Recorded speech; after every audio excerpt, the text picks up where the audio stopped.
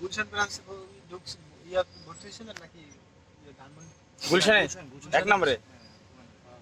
ওই আপনি যেদিন বলে গেলাম না, ওই দিনই তো টাকা জমা দিয়েছে, তখন যাই।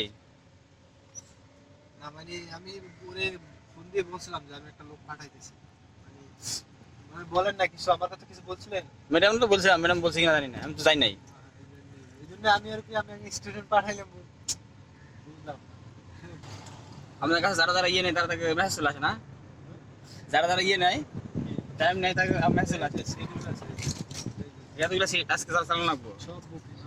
মানে একটা পর একজন ওখানে আসতে থাকবো। একজন কোনো গ্যাপ নেই।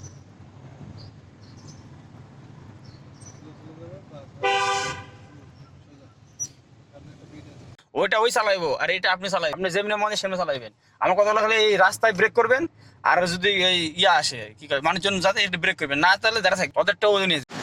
আজকে তো শনিবার, সরকারি সব বন্ধ, তো স্যার ইয়ে নেয়, স্যার আসে ওই যে স্বপ্নতে ওখানে বাজার করতে আসে স্যারে, তো এখানে হয়তো আমরা বাহায় যাবো, দেখা যাক কি করে।